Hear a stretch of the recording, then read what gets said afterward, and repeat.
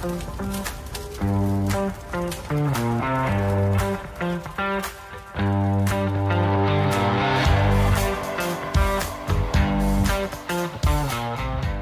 and welcome to Fire Headlines, where we cover the hottest topics in fire service news. I'm your host, Samantha Didion. This week, our two panelists, Chief Bob Horton and Chief Jeff Buchanan, teamed up with a friend of the show, Kevin Sofin, for a 1-hour virtual roundtable. This live event took place on Kevin's podcast, Smart Firefighting, where the chiefs discussed the question of, if we think technology is so great, why don't we use it? Let's hear some of that discussion now. When Kevin and I started first talking about this conversation, I think that it's what is right in front of all of our faces is why we use data and technology and how valuable it is. And we're just kind of having some dialogue back and forth. And it's really, we're just wanting to kind of hit the other perspective of this. And, well, okay, if data and technology is so great, why aren't we using it?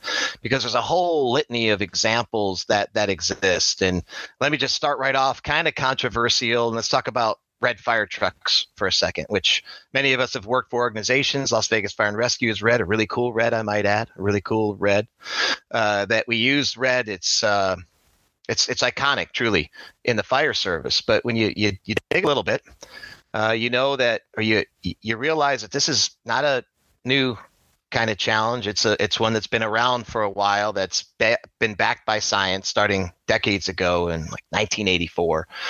And that is that the best actual color, according to data, according to results, isn't red, actually.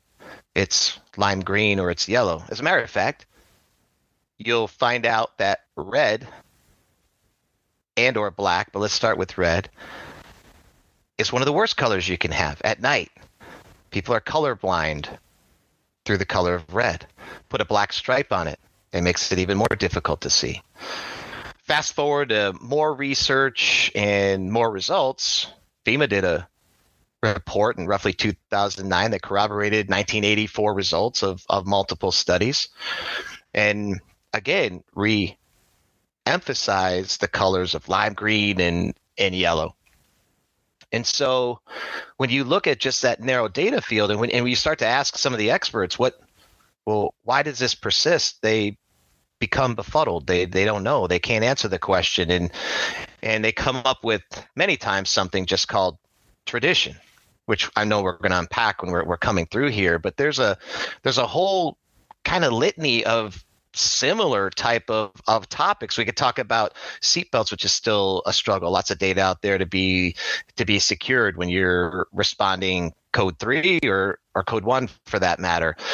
We could talk about fire helmets. That one gets really lively. That's a lively discussion, right? But let me share a couple of examples in my own world and my own experiences, and maybe a couple of nuggets that I think helped along the way. And I think feeds right into this whole technology. Many of us on this call started or only had, anybody remember the whole pressure relief valve in fire engines? And that was the only way to go. Well, the technology has been around quite some time where you push a button, it's a pressure governor. Well, I was familiar with an organization, to keep the names of those innocent, that they were only ordering pressure relief valve fire engines. And I'm like, well, why? Pressure governors have been around for a decade, 15 years. I don't remember exactly when the technology took place. And the response wasn't based on any really level of data, but it was about an impression, a way people felt. And at that particular organization, the engineers just felt like they weren't doing enough if they weren't setting the relief valve. Well, part of the way that we made that movement, and I'll get into this a little bit more, is, we really tried to focus on how it can benefit the operator. I think that's a big piece to the puzzle. Here's the deal at the end of the day, and we'll probably hit on this a little bit more throughout the conversation, is you have to make, when you're embracing technology and embracing data, at least from my perception, you have to make the individuals that are going to use, the end users, use that technology, see where it benefits them. And maybe even more important than the benefit is how they're still entirely important to the job at hand and how they're not going to lose any of that importance. And that actually transcended into another example, at least from my experience, and that's with this whole clean cab concept. Everybody on this call knows all too well. Certainly we're not going to, or maybe we will, get into the behavioral, psychological, and emotional health of firefighters, but then there's the well-researched physical dangers to firefighters from all the exposures, all the noxious chemicals, and unfortunately all the cancers that firefighters endure. And the whole notion of clean cab concept, I'm not talking anything new to anybody on this particular Zoom, is that if you can just limit some of the exposures, you're going to be in a better place. And that's exactly what the clean cab concept, and for those of you that don't know, it is about removing as much as you can that interfaces with an ideal H atmosphere from the interior of the cab, which is call it like an oven, call it whatever you want, but it becomes a breeding ground for more and more and more exposures. And that's a huge paradigm shift. And the agency that one of the agencies that I was working with, we knew it was going to be a monumental lift. And some of our approaches that we took to it, hoping to ensure, that's probably a bad word, to have an opportunity for success, was to have first of all, you had to clearly outline the benefits for the end users. We'll get into the importance in a couple of minutes. We had to really share the vision. Where are we going? Why are we doing these things? We had to get the right influencers involved, and we did that. And there were some with titles, and then there were some that didn't have titles, that were really, really, they could move the needle. When they spoke, people listened. And to really have them a part of this and moving the whole concept forward. And that was really the biggest pieces to the puzzle. And then on the back end, we had to make sure that the firefighters knew you're still going to be super important. You are still going to be effective when you get to those residences, offices, wherever those fires were. But we really had to make sure that we were talking through it. We had a lot of, if you want to call it, work groups, task forces. I think many people on this call like to stay away from the word committee, but we had a lot of functional groups that were working together. And then finally, how I would describe it, and for many of us on this call, when we were going through our recruit academies, at least it resonates for me. Slow is smooth, smooth is fast. And so when you're going through a huge change, in order to combat some of the strong headwinds that could be in the form of potentially tradition or other barriers we'll discuss, sometimes just accepting that incremental progress, that couple of steps forward, putting your head down, maybe that is going to be acceptable. And so what did that mean in the agency I was talking about? There wasn't a sweeping change. It was going to all be stepped in over time, and just accepting that progress was there. And so I gave a little bit of examples. I'm probably up on that 6-7 minute time limit, but just having an approach, a strategic approach to some of these. I don't have all the answers. That's for darn sure. But there is a lot of data that is out there right now, a lot of technological advances that are available for people to use, and we're not using them. And we just got to continue to have the dialogue and trial and error and try to figure out reasons to get people to maybe have a little bit higher utilization understanding. Jeff, good stuff. I wrote that down. Among other things, slow is smooth, smooth is fast. So we're going to go next to Bob here. And again, everyone, continue to fire up the chat, thoughts, questions. After Bob is done, it's going to be an open Q&A, and we're going to do a roundtable here. So now we got Bob at the helm. Bob, floor is yours. All right, Kevin. Thanks, Jeff. Nice framework to get us started. Before I really get into some of the how I got to what I was trying to do, as both as an assistant chief and a fire chief. Let me level set just a couple of things right away. I was trained in public administration by political scientists, and I was trained in public policy by economists, and that shapes my worldview. And so I think some of that's going to come out as you start to understand how I'm thinking about these challenges or these problems. A couple other philosophical underpinnings that shapes my thinking. One is that I believe the fundamental role of the fire chief is to optimize the decision environment in the organization and to communicate the key decisions that are made. And what I mean by that is, how are decisions made within your organization? Who is at the table? Who has a chance to influence those? Is the environment right for growth and change? Or is it sometimes decisions, the boss just has to make a decision and dictate that down. Is that communicated ahead of time? Do you reserve the right to ultimately make that decision, or are you building consensus amongst your executive teams? So a fire chief's role is to optimize that decision environment for the organization and to ensure an efficient communication strategy across your organization. Number two, the fundamental role of the fire service within the community is to manage risk, to lower risk.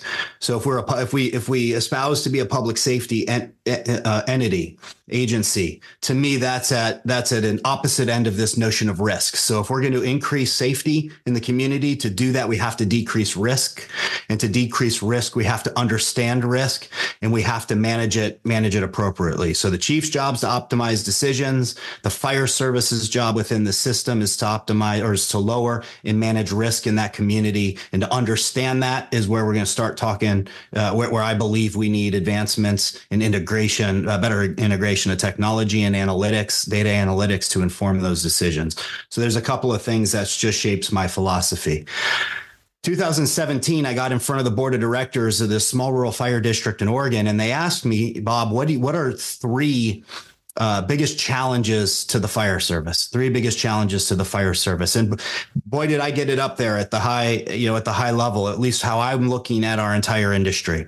Let me also say my experience is in Nevada and Oregon. So I'm going to speak from my experience in those two agencies and from listening to fire chiefs predominantly in the West. Some of you are in other regions of the United States or across internationally and may have a different experience. We'd like to hear that. And when we get into the discussion pieces, what's different in your experience as well? I'm going to share mine.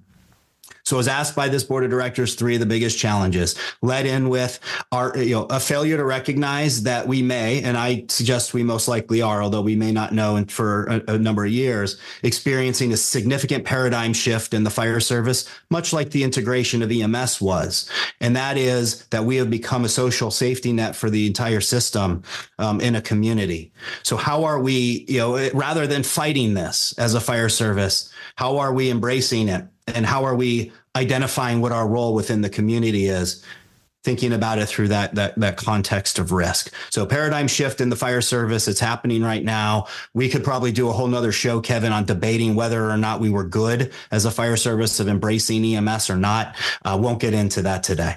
Number two, changing generations in the workforce. And how are we creating an environment for success for different values?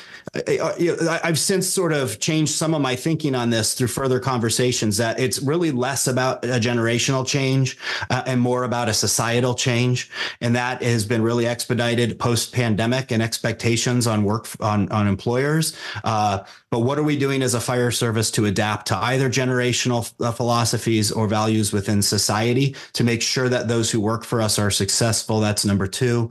And the third challenge is, how are we integrating technology into our operations? And that's what we're going to focus predominantly on for this conversation today. So I went into the organization, and as I like to do when you do any strategic planning, is to really do this, sort of an extensive visioning exercise, and we'll kind of go through that right now. The firefighters we hire today, specifically like the frontline operations folks, depending on what your pension system looks like, let's call it a 25 to 30 year pension. It's 2024 now. We're going to be looking to retire in the year 2050. The year 2050. Okay. So now let's imagine a fire service in the year 2050. And what does it look like? And it doesn't seem, when I have these conversations broadly, that we have trouble visualizing how we're going to be training, in this context of technology. That AI is going to be a significant player in the game of the fire service. That we're going to be using drones at a level we barely even have imagined. And the technology in 2050 that we don't even know it exists is going to be into this system. Now, let me back us up to the year 2040. What does it look like in 2040? And we start to envision that, or 2030. And the point that I'm starting to get at is what steps are we taking as an organization? I'm sort of speaking to you as I'm telling this story to my organization. What steps are we taking to be prepared for what is to come, to embrace what is here today, to get comfortable with the options we have today, and then to embrace to be prepared for what it is that's going to come, because that's the job of navigating our strategic plan forward in our organization to start to move us towards this envisioned future. Now, not to get too into the details, we envisioned the future two ways. One was, what does a successful organization look like, and what does a failed organization look like? But I can share with you, summarizing it, it was quite clear. By not doing the things that we suggest in terms of embracing technology and utilization of data, we're headed on a path towards failure. What does failure look like? Maybe a different conversation. So, how do we start to move in the right direction? And for me, like most chiefs that are on the call, like you start to push on the doors of your organization to figure out which one's willing to swing open. I didn't try to do a wholesale change. I tried to navigate change with surgical precision, because I knew if we met resistance in certain areas, it could cause a lot of trouble, a lot of distrust. So we started to push in different directions. My predominant focus as the fire chief for the 5.5 years that I was there was to optimize the command level decision environment. I talked about my earlier philosophy. There's a distinct difference in decision making when you're an administrator and you have time to gather and process and analyze, to when you're an incident command officer, when you have suboptimal information, you have cognitive fatigue from, or overload. Cognitive overload and fatigue, depending on how busy you've been that day. So you have less than optimal information that's happening in the command environment. So that gets to, I still hear today in 2024, like, just start sending more. We'll just send more units. We'll just deplete the supply of the system, and then I'll figure it out when I get there. And that to me was just an absolute head scratcher. I remember scrolling social media one day, and here's this fire raging out the front of the alpha side of a 2-story house in Ashland, which is about 45 minutes south of where I live. And I'm like, here are citizens, immediate responders, these intel collectors on scene, sharing this in real time to social media, and nobody's seeing that. Like nobody's able to that picture alone that's active. That video is so informative to how you might strategically prepare for that environment. So I set on a path and partnerships of some folks that are on this call to help inform that environment better. How do we get better information processed and analyzed in a way that it becomes useful for those decision makers on the ground in real time? And how do we get better video? How do we get so on and so forth? And we don't have to get into details. I used to lead with a philosophy, Kevin, that more information is better. That's that economist training that I had. More information, always better.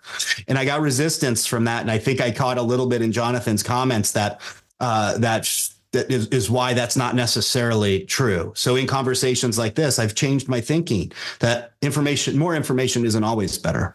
Is it good information? Right. And that's what a debate right there in the data conversation alone is trying to suss out between good and bad information.